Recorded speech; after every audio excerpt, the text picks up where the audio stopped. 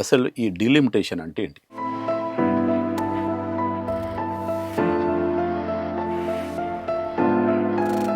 పంతొమ్మిది వందల 1951లో జరిగినటువంటి మన సెన్సస్ జనగణన దాని ప్రకారంగా చేయాలని చెప్పి ఓ చట్టమే డీలిమిటేషన్ యాక్ట్ అనేది పార్లమెంట్ పాస్ చేసింది. అసలు జనాభా గణనకి డీలిమిటేషన్కి ఏమి ప్రాతిపదిక, ఎంతమంది అనేది ఏదైనా లెక్క ఉందా?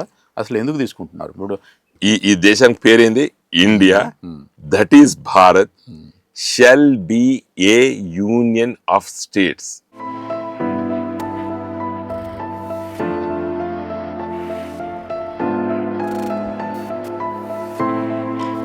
ఇప్పటి ప్రధానమంత్రి అటల్ బిహారీ వాజ్పేయి ఉన్న టైంలో 25 సంవత్సరాలు ఈవెన్ రాజ్యాంగ సవరణ చేసైనా కానీ చేసిండు అంటున్నారు. ఇప్పుడు కూడా అదే డిమాండ్ వస్తుంది కదా, దీన్ని ఇంకా వాయిదా వేయాలి. దీంట్లో కొంచెం మన క్లారిటీ కొంచెం వివరంగా ఇస్తాను నేను. ఓకే. ఇది వాజ్పేయి గారు మొదటిసారి వాయిదా వేయలేదు, శ్రీమతి ఇందిరాగాంధీ గారు చేశారు. ఓకే. మీరు చూడండి, మనం చిన్న పిల్లల ఉన్న సందర్భంలో పట ఇద్దరు లేక ముగ్గురు ముద్దు అని ఓ పెద్ద ఫ్యామిలీ ప్లానింగ్ ప్రోగ్రామ్ 1960s లో.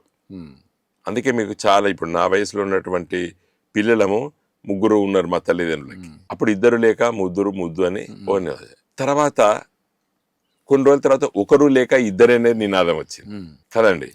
కాబట్టి 71 సెన్సస్ వరకే ఫ్యామిలీ ప్లానింగ్ 1960s నుంచి ఇంప్లిమెంట్ అయిన ఇద్దరు లేక ముగ్గురు అనే నినాదము 1971 గణాంక లెక్కల ప్రకారంగా ఇందిరాగాంధీ గారు మొదటిసారి పసిగట్టారు. ఓహో, దక్షిణ భారతదేశం లోపల ఇంప్లిమెంట్ అవుతుంది ఫ్యామిలీ ప్లానింగ్ ప్రోగ్రామ్, ఉత్తర భారతదేశం లోపల ఇంప్లిమెంట్ కావడం లేదు. కాబట్టి ఆవిడ ఏం చేసింది, 42వ రాజ్యాంగ సవరణ ద్వారా 1976 ఎమర్జెన్సీ కాలం లోపల ఒక సవరణ చేసి ఆర్టికల్ 170 ఆర్టికల్ చేసేసి 25 సంవత్సరాల వరకు ఈ సంఖ్య యథాతథా స్థితి స్టేటస్ కో పార్లమెంట్ స్థానాలు 25 years కి శ్రీమతి ఇందిరాగాంధీ గారు ఫ్రీజ్ చేశారు. కాబట్టి 77లో జరిగినటువంటి ఎన్నికల లోక్సభ స్థానాలు మనకు 2009 వరకు అవే ఉన్నాయి. మన వరంగల్ జిల్లాకు చూసుకున్నట్టయితే హనుమకొండ పార్లమెంట్ సీట్ ఉండే, వరంగల్ పార్లమెంట్ సీట్ ఉండే. 77లో పివి నరసింహారావు గారు మొదటి ఎంపీ మన హనుమకొండకి, నేను హనుమకొండకి చివరి ఎంపీని. ఏది 2004లో గెలిచిన తర్వాత 2009లో హనుమకొండ ఎగిరిపోయింది పార్లమెంట్ స్థానం, వరంగల్ అయిపోయింది పేరు. కాబట్టి ఇందిరాగాంధీ గారు మొదటిసారి ఫ్రీజ్ చేసింది సంఖ్యాబలము. రాష్ట్రాలు పెర్ఫార్మింగ్ స్టేట్స్ ఎవరైతే రాష్ట్రాలు ఫ్యామిలీ ప్లానింగ్ ఇంప్లిమెంట్ చేస్తున్నాయో, కేంద్ర ప్రభుత్వం ఆదేశాలను తూచా తప్పకుండా పాటించి నియంత్రించిన జనాభాని, వాటికి నష్టం జరగకూడదు అని చెప్పి శ్రీమతి ఇందిరాగాంధీ గారు దాన్ని ఇంప్లిమెంట్ చేశారు. అదే విషయం మళ్ళీ 2001 మీకు 2001కి 25 ఏళ్ళు అయిపోయింది. 2001లో మీరు అన్నట్టు వాజ్పేయి గారు ప్రధానమంత్రి గారు. వాజ్పేయి గారు ప్రధానమంత్రి వచ్చినప్పుడు మళ్ళీ వాజ్పేయి గారు ప్రభుత్వం మీద ఒత్తిడి జరిగింది. మరి ఎట్లా మరి ఇది అప్పటి వరకు ఇదే యథాతథా స్థితి పెరుగుకుంటూ పోయింది. ఇదే ఫ్యామిలీ ప్లానింగ్ ఇంప్లిమెంట్ చేసేటువంటి దక్షిణ భారత రాష్ట్రాలు అంటే కేరళ, తమిళనాడు, కర్ణాటక, ఆంధ్రప్రదేశ్, సమైక్య ఆంధ్రప్రదేశ్, తెలంగాణ ఆంధ్రప్రదేశ్ కలిసి ఆంధ్రప్రదేశ్, ఇవి వాటిని ఇంప్లిమెంట్ చేయడం వల్ల నష్టం జరుగుతుంది అని చెప్పేసి శ్రీమతి ఇందిరాగాంధీ గారు మొదటిసారి చేశారు. మళ్ళీ వాజ్పేయి గారి ప్రభుత్వం మళ్ళీ ఒక 25 ఏళ్ళు పెంచారు. కాబట్టి 2001లో జరిగిన రాజ్యాంగ సవరణ 25 ఏళ్ళు అంటే ఎప్పుడు వచ్చే సంవత్సరం 2026కి. అందుకే 2026 చాలా ముఖ్యమైనటువంటి సంవత్సరం. వాజ్పేయి గారు 2026 వరకు దీన్ని యథాతథ స్థితిని కొనసాగించమన్నారు. కాబట్టి ఇప్పుడు మోడీ గారి ప్రభుత్వం కూడా తప్పనిసరిగా 2026 లోపల మళ్ళీ ఒక 25 ఏళ్ళ 50 ఏళ్ళలో దీన్ని కొనసాగించక తప్పదు. ఇది మా డిమాండ్. ఏం చేయాలంటే ఇప్పుడు this is very interesting debate in the country. ఇప్పుడు మీరు దక్షిణ భారతదేశం ఉత్తర భారతదేశం చర్చ కూడా కరెక్ట్ కాదు. ఎందుకంటే పంజాబ్ అది కూడా ఇప్పుడు ఇబ్బంది పాలైంది. అక్కడ పంజాబ్ కూడా నేను అంటున్నాను, ఇది దక్షిణ భారతదేశం ఘర్షణ కంటే performing and non performing states issue. ఇది ఏ అంశాల ఆధారంగా performing family planning and financial. ఇప్పుడు ఒకటి చూడండి, ఏ మాటగా అనుకోవాలి, ఆర్థికంగా సామాజికంగా చైతన్యం ఉన్నంత కుటుంబము. నాకు 4-5 పిల్లలు, డజన్ మంది పిల్లలు కనడానికి ఇష్టపడరు. తల్లి కానీ తండ్రి కానీ చదువుకున్న భార్యాభర్తలు, లేదా కొంచెం సామాజిక స్పృహ, నా 2 పిల్లల్ని బాగా చదివించుకోవాలి, నా పిల్లల్ని భవిష్యత్తు బాగుండాలనుకుంటారు తప్పితే కానీ పాత రోజులలో మన నాయనమ్మలు అమ్మమ్మలకి కన్నారు పాప, వాళ్ళకి అప్పుడు అవకాశం లేకుండే ఫ్యామిలీ ప్లానింగ్ అనేటువంటి ఉంటదనే కూడా తెలియదు. తెలియదు, కాన్సెప్టే తెలియదు కదా. సైన్స్ టెక్నాలజీ పెరగలేదు కాబట్టి వాళ్ళకి తప్పలేదు పిల్లలని అనడం, సృష్టిలో అది తప్పదు. కాబట్టి ఇప్పుడు ఈ సైన్స్ అండ్ టెక్నాలజీ పెరిగిన తర్వాత ఈ 50-70 ఏళ్ల లోపల ఎవరైతే దాన్ని ఇంప్లిమెంట్ చేశారో, ఇలా మీకు మన తెలంగాణ, ఆంధ్రప్రదేశ్, తమిళనాడు, కేరళ, కర్ణాటక, పంజాబ్, ఒరిస్సా, బెంగాలు, కొంత చైతన్యపైనటువంటి రాష్ట్రాల పట పేదవాడు, ధనవంతుడు, ఈ మతము ఆ మతం అనకుండా అందరూ కూడా ఫ్యామిలీ ప్లానింగ్ ఇంప్లిమెంట్ చేస్తున్నారు. కాబట్టి ఇప్పుడు మరి వాయిదా వేయడం వల్ల నాన్ పర్ఫార్మింగ్ స్టేట్స్ ఏవైతున్నాయో వాటికి ఏం లాభం అంటారు? లాభం ఏం లేదు మరి దీంట్లో. ఇప్పుడు దిస్ ఈజ్ అవర్ రైట్. ఇప్పుడు మన ఇది దక్షిణ భారతదేశం రాష్ట్రాలతో పాటు పంజాబ్ కానీ, ఒరిస్సా కానీ ఈరోజు ఇబ్బంది పాలు కాబోతుంది. ఇంకా మహారాష్ట్ర లేకపోతే గుజరాత్ వాళ్ళకు స్టేటస్ కోలు ఉన్నారు, వాళ్ళు పెరిగే తరిగే వాళ్ళకి. ఎందుకంటే మైగ్రేషన్ కూడా ఎక్కువైంది. మహారాష్ట్ర కూడా మంచి వెరీ గుడ్ స్టేట్, కానీ మైగ్రేషన్ బీహార్ నుంచి, ఉత్తరప్రదేశ్ నుంచి వాళ్ళ జనాభా పెరుగుకుంటూ పోయింది వాళ్ళకి. మన రాష్ట్రాలకు వచ్చేసరికి దక్షిణ భారతదేశంలో రాష్ట్రాలతో పాటు పంజాబ్, ఒరిస్సా, బెంగాల్లో బట్ట మనము performing states in implementation of family planning. Okay, కాబట్టి మేము నష్టపోవద్దు అనేది ఇప్పుడు వాదన. ఇప్పుడు ఈ 25 ఏళ్ళ వరకు ఇది వాయిదా వేయాలి. మరి ఆ 25 ఏళ్ళ తర్వాత ఏం ప్రాతిపదిక ఉండాలి? అందుకోసం మంచి very good question once again. ఇప్పుడు యునైటెడ్ స్టేట్స్ ఆఫ్ అమెరికా 50 రాష్ట్రాలు, ఆడ ఎంత పెద్ద రాష్ట్రమైనా, ఎంత పెద్ద జనాభా ఉన్నప్పటికీ కూడా ఇద్దరే సెనేటర్స్. వాళ్ళ అగ్రిమెంట్ అట్లా. United states of America, union of states అది కూడా. లేకపోతే ఇప్పుడు బీజేపీ నాయకులు ఇష్టపడి మాట్లాడుతున్నారు, ఆయన బండి సంజయ్ను, కిషన్ రెడ్డి. అదే మరి ఇప్పుడు బీజేపీ పార్టీ ముఖ్యంగా బండి సంజయ్ అంటారు, జీడిపికిను డీలిమిటేషన్కి ఏం సంబంధం? అసలు అదే దానికి పొంతలేని మాటలు మాట్లాడుతున్నారు, కావాలని మాట్లాడుతున్నారు. రియల్గా కూడా జీడిపికును డీలిమిటేషన్ సంబంధం లేదండి. కాకపోతే వీళ్ళు ఇప్పుడు ఎవరైనా నీకు అన్యాయం జరుగుతుందంటారు, నేను డబ్బులు ఇస్తాను కదా, మేము డబ్బులు ఇస్తాం, అధికారం కూడా మా ఎంపీలు కూడా పోతాయని వాళ్ళు అట్లా మాట్లాడినరు. ఈవెన్ రేవంత్ రెడ్డి గారు కానీ, కేటీఆర్ గారు కానీ అదే టోన్లో మాట్లాడింది ఇద్దరు కూడా. నేను కమిటీ మీటింగ్ అది బండి సంజయ్ అర్థం చేసుకోవాల్సిందంటే, ఇప్పుడు మనం రూపాయి ఇస్తుంటే మనకు సగం పైసలు కూడా వస్తలేవు మళ్ళీ తెలంగాణకి. 42 పైసలు వస్తున్నాయి. అదే బీహార్ రూపాయి ఇస్తే 6 రూపాయలు వస్తున్నాయి. ఉత్తరప్రదేశ్ రూపాయి ఇస్తే 2 రూపాయలన్నర వస్తాయి. ఏ స్టేట్ ఎంత కంట్రిబ్యూట్ చేస్తుంది, మళ్ళీ కేంద్ర ప్రభుత్వం ఎంత ఇస్తుంది. సరే మనకేం దాన్ని మనం తప్పు పడతలేం. పాపం మన తోటి రాష్ట్రము అక్కడ పేదరికం ఉన్నది, నిర్మూలించడానికి మన ప్రజలు కానీ రాజకీయ నాయకులు ఎవరు మాట్లాడతలేరు. ఇలాంటి తొండి మాటలు, ఇలాంటి మాటలు మాట్లాడితేనే ఎక్స్ప్లెయిన్ చేయాల్సి వస్తుంది నాలంటో. ఇప్పుడు ఎవడన్నా బీహార్ పైసలు ఇద్దని బీఆర్ఎస్ పార్టీ వాళ్ళు అన్నామా మేము? ఉత్తరప్రదేశ్ ను డెవలప్ చేయ కాంగ్రెస్ అన్నాడా? మీరు ఫ్యామిలీ ప్లానింగ్ ఇంప్లిమెంట్ చేసినటువంటి రాష్ట్రాలని లోక్సభ స్థానాలు తగ్గించడం కరెక్ట్ కాదు. ఇప్పటికే ఆర్థికంగా మనం ఖర్చు పెట్టుకుంటున్నాం. అయ్యో మన తమ్ముడు కొంత ఆర్థికంగా ఇబ్బంది ఉన్నట్టయితే అన్నలు సాయం చేస్తారు. కుటుంబాలలో ఒక తీరు ఉంటుంది, వేరే విషయం. కానీ వాళ్ళు కుటుంబ నియంత్రణ పాటించకున్నటువంటి రాష్ట్రాలకి ఎంపీ సీట్లు కూడా ఎక్కువ ఇవ్వడం కరెక్ట్ కాదు అనేది మన వాదన. దానికి జవాబు చెప్పాలి. ఇప్పుడు ఎందుకు ఆలోచన చేస్తున్నాడు మోడీ గారు, ఎందుకు ప్రకటన చేస్తలేడు? అమిత్ షా హోంమంత్రి ఇయాల, ఈయన సహాయ మంత్రి బండి సంజయ్ చాలా స్పష్టంగా చెప్పొచ్చు కదా. ఎస్, శ్రీమతి ఇందిరాగాంధీ గారు ఎట్లయితే 25 ఏళ్ల వరకు దాన్ని ఫ్రీజ్ చేసిండ్రో, ఎట్లే వాజ్పేయి గారు ఎట్లయితే 25 ఏళ్ళు ఫ్రీజ్ చేసిండ్రో, మా మోడీ గారు కూడా 25 ఏళ్ళు మేము అట్లా ఫ్రీజ్ చేస్తున్నాం అని చెప్తే ఈ చర్చనే ఉండదు. డీలిమిటేషన్ మీద మీరు ఇంటర్వ్యూ పెట్టాల్సిన అవసరం లేదు, నేను మాట్లాడవలసిన అవసరం లేదు. మోడీ గారు అనుకున్నట్టు లేదా ఎవరు అనుకున్నప్పటికీ కూడా డీలిమిటేషన్ కనుక జరిగితే, ముఖ్యంగా మన తెలంగాణ, ఆంధ్రప్రదేశ్కి సంబంధించిన అంశాలు చూద్దాం.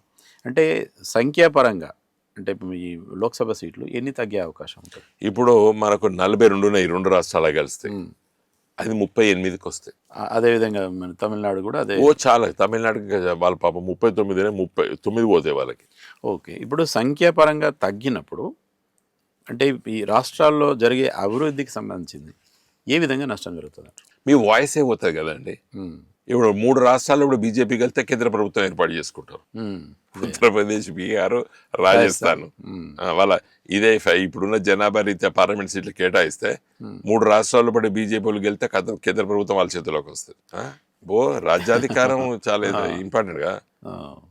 కాబట్టి అక్కడ సంఖ్య పెరిగింది అనుకుంటే వాళ్ళకి పట్టున్న బీజేపీకి పట్టున్న రాష్ట్రాల్లో వెనుకబడ్డ రాష్ట్రాలండి. చాలా స్పష్టంగా చెప్పదలుచుకున్నాను. ఆర్థికంగా, సామాజికంగా, అన్నిటి ఆర్థికంగా, సామాజికంగా వాళ్ళకి పట్టు ఎక్కడ చైతన్యం లేదని అనడం, నిందించడం లేదు. కానీ ఆ వెనుకబాటుతనము అక్కడ ఎక్స్పైర్డ్ చేస్తున్నారు వీళ్ళు. మత విద్వేషాలు అవన్నీ ద్వారా అక్కడ వాళ్ళకి పట్టు వచ్చింది. ఆ పట్టు కొనసాగించుకోవడానికి దెబ్బతినే అవకాశం ఉంటే 40-50 పార్లమెంట్ సీట్లు పెరిగితే ఉత్తరప్రదేశ్లో, బీహార్లో, రాజస్థాన్లో, మధ్యప్రదేశ్లో అటు ఇటు పెరిగితే బాగుంటుందని చెప్పి ఆలోచిస్తున్నారు. ఎట్టి పరిస్థితుల్లో కాదు. చైతన్యంతో కూడుకున్నటువంటి ప్రజలు ఇలా దక్షిణ భారతదేశంలో ఉన్నాము. కాబట్టి ఎట్టి పరిస్థితులు నేను డెకాయిటీస్ అనేది మాట్లాడి బండి సంజయ్, డెకాయిటీసా ఇక్కడ ఉత్పత్తి చేస్తున్నాయి, లెక్కలు దిగిపోయాలి. కేంద్ర మంత్రులు ఉన్నాం. జీడిపికి ఎంత కంట్రిబ్యూట్ చేస్తున్నాయి దక్షిణ భారత రాష్ట్రాలు? కేరళ, తమిళనాడు, కర్ణాటక, ఆంధ్రప్రదేశ్, తెలంగాణ రాష్ట్రాలు పెర్ఫార్మింగ్ స్టేట్స్ ఇవి, కాదంటాడా? కాబట్టి నువ్వు ఇక్కడ రాజ్యాధికారం కూడా తగ్గించి డబ్బులు ఇక్కడ ప్రజలు సృష్టించినటువంటి సంపద తీసుకపోయి ఉత్తర భారతదేశంగా పెడతా అంటున్నావు. రాజ్యాధికారం కూడా ఇక్కడ ఉన్న పార్లమెంట్ సీట్లు తగ్గించి ఉత్తర భారతదేశంగా పెడతా అంటే ఎవడెందుకు ఒప్పుకుంటాడు? ఉత్తర భారతదేశం, దక్షిణ భారతదేశం నేను అనడానికి కారణం ఏంటంటే Punjab is a very good state, performing state. అక్కడ చాలా ఆర్థికంగా, సామాజికంగా, వ్యవసాయ రంగంలో బాగా పెరిగిన వాళ్ళు కూడా ఫ్యామిలీ ప్లానింగ్ బాగా ఇంప్లిమెంట్ చేశారు. ఈవెన్ బెంగాల్ ప్రజలు చాలా లిటరసీ స్టేట్ ఉన్నది. పేదరికం బాగానే ఉన్నప్పటికి కూడా లిటరసీ చదువుకున్న వాళ్ళు బెంగాల్.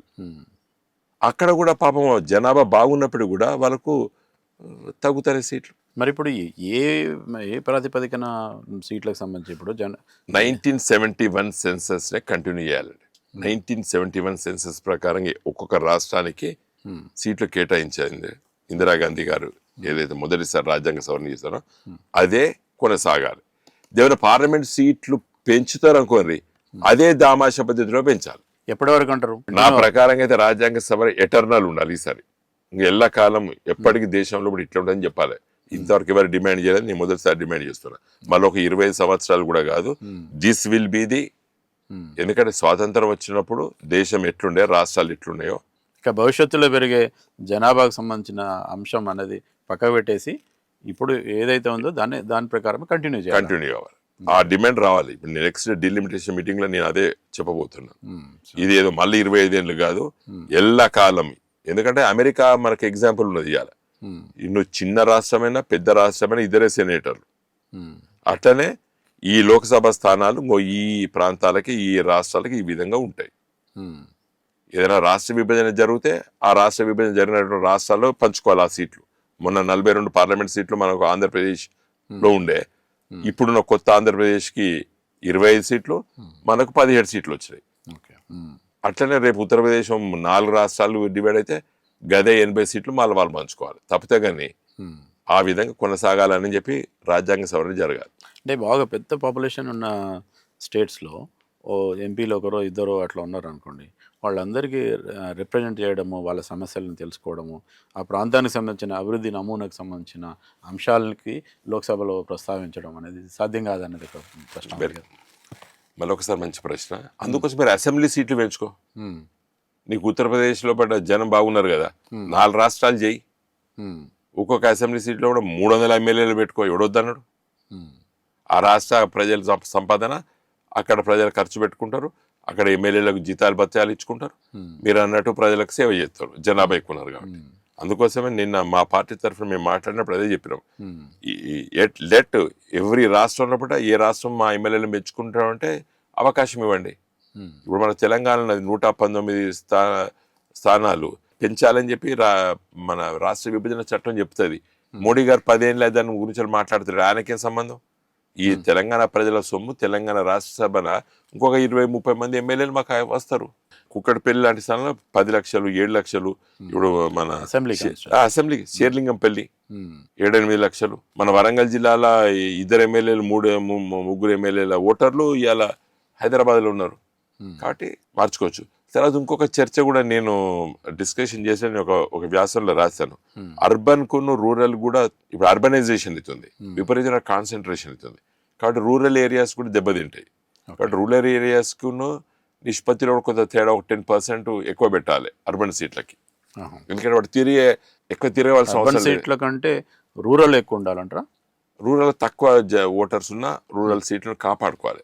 సరే, ఇప్పుడు ఓవరాల్గా మీరు అనేది అసలు డీలిమిటేషన్ అనేది ఒక కొత్త ప్రక్రియ అవసరమే లేదు, ఉన్నదాన్ని కంటిన్యూ చేయడం, అది ఫర్ ఎవర్ లాగా చేస్తే బాగుంటుంది అంటారు. అంటే సంఖ్య డీలిమిటేషన్ అనేది జరగవలసింది. ఫర్ ఎగ్జాంపుల్ ఇప్పుడు అంటే మీరనే డీలిమిటేషన్ జరగాలంటే భౌగోళిక మార్పు జరగాలంటారా? భౌగోళికంగా మార్పులు జరగవచ్చు. ఫర్ ఎగ్జాంపుల్ మన పూర్వపు వరంగల్ జిల్లాలో 13 ఉండే, పోయినసారి నేను డీలిమిటేషన్ కమిషన్ మెంబర్ ఉన్నప్పుడు 12కి తగ్గింది. అదే మహబూబ్ నగర్ జిల్లాలో పెరిగింది ఒక సీటు. సో అట్లా మన రాష్ట్రంలో ఉన్నటువంటి వాటిని మనం చేర్పులు మార్పులు చేసుకోవచ్చు. అసెంబ్లీ సెగ్మెంట్స్ లోపల ఇప్పుడు ఇలా వర్ధనపేట అసెంబ్లీ సెగ్మెంట్ ఉన్నది, హసన్పర్తి ఇటు ఉంటుంది, వర్ధనపేట ఇటు ఉంటుంది. హసన్పర్తి ఓటర్ మహాశయుడు తన నియోజకవర్గం పోవాలంటే 2 అసెంబ్లీ సీట్లు దాటిపోవాలి, ఏదో హన్మకొండ వరంగల్ దాటి వర్ధనపేట పోవాలి. కాబట్టి ఇట్లాంటి తప్పులు జరిగినాయి కొన్ని, వాటి అన్నిటికీ మళ్ళీ పునరుద్ధీకరించి మళ్ళీ శాసనసభ స్థానాలు చేసుకునేటప్పుడు. మీరే కదా సార్ మెంబర్? మరి అప్పుడు చేసిన అప్పుడు వైఎస్ రాజశేఖర రెడ్డి గారి ప్రభుత్వము ఉండే, మరి ఇక్కడ కొంతమంది కాంగ్రెస్ నాయకులు ఒత్తిడి వల్ల అట్లా చేసారు. నా ప్రొటెస్ట్ ఇన్ రైటింగ్ రాసి ఇచ్చిన, నేను ఇదే విషయం చెప్పిన. The voters of Hasanparthy mandal has to travel to 2 constituencies అని చెప్పి కుల్దీప్ సింగ్ చైర్మన్ గారు రాసిన. పట్టించుకోలేదు.